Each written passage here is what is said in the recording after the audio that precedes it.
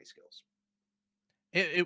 There was one of the Splinter Cell games. I think it was Pandora Tomorrow. Now that was a very interesting game. It's probably one of my favorite Splinter Cell games, where you actually got a multiplayer version. I was just thinking a multiplayer version of Payday could reflect a very similar thing. It was very interesting because you, as the mercenary, you would have a HUD, and it would show you if the other people were making sounds. You wouldn't have to always use your ears.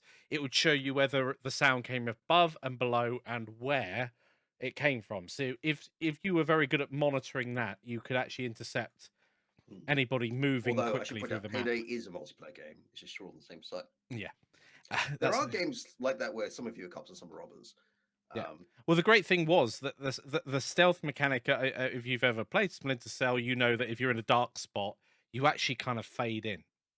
You're completely dark in the game as well.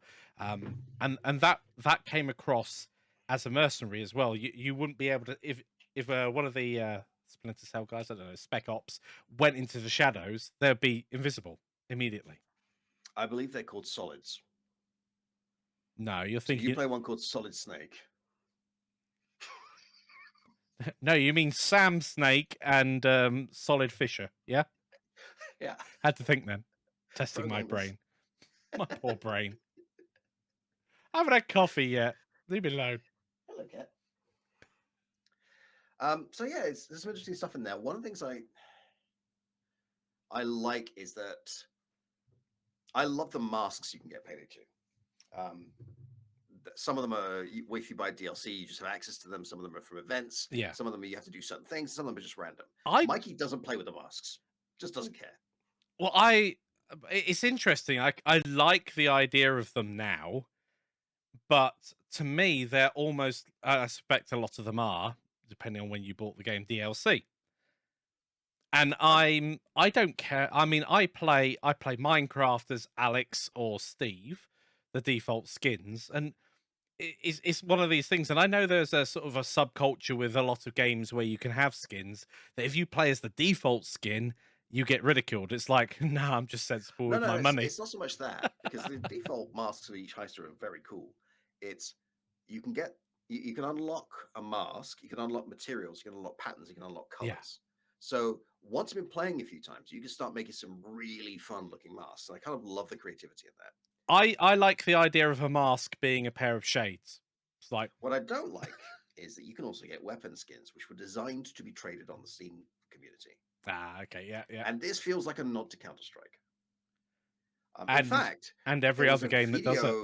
Last week from people make games, where Quentin Smith talks at length about Valve's involvement with the gambling around Counter-Strike skins and what its responsibility and response and culture is. And it's kind of terrifying. And I really recommend watching it, because at some point we need to have a nice one of these talks about ethical game monetization. Because I know legally in the States and a few other countries, loot boxes aren't gambling because of loophole. Obfuscation of the actual currency. That's all it is. Yeah, you can't take the money out and use it. But if you take it to a third-party site, you absolutely can. So yeah. Yes, that was Caboodle. No, that was your fluffy saxophone. Sometimes. His cat is asleep on this desk right now. I'm not going to bother moving the camera because I'll wake him up. That's a fly that needs to go away. I opened the windows earlier because it was a bit stuffy in my house. And all these flies came in. I wasn't inviting you guys. I was airing the house. Like, no, here we come. But yeah, if you're interested in the subject, I do recommend that people make games video, or in fact, the channel. Some really interesting stuff in there. A lot of which to do with things like how Roblox pays or underpays developers. It's weird how monetization influences different people. So I would rather pay full price for a game. Those who know me know that's rubbish. I wait for it to go half price on Steam. You never pay full price for a game. I also don't buy it at release either. But when it comes and to then you don't play it when you buy it. Like, no, like I've saved so much money. No, you haven't. You've got hundreds of games you've never played. I've totally played Half-Life Alex when I bought it last Christmas. But there are different types of monetization. I mean, I think the ad sponsored one where it interrupts you every 5 minutes. It seems weird because it must work, otherwise people wouldn't do it. But at the same time, I don't think I've ever been interested whatsoever in an ad that comes up on when I'm playing a Okay, game. so it's an interesting thing. They interviewed a guy who's an attorney who specializes in video games, and he's been approached by large companies that he won't disclose who they are because of client, lawyer privilege, attorney, person, client, NDAs and all that. give me money. Right.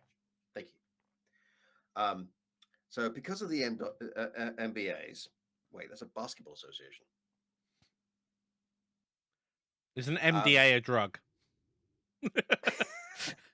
Because he listens to NWA, he can't say who these companies are. But one of the things they'll do is they'll use metrics to discover, are you somebody who's likely to sell a skin? Yeah.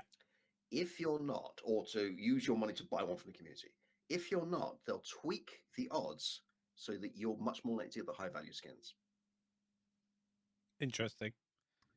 Because now you're a billboard.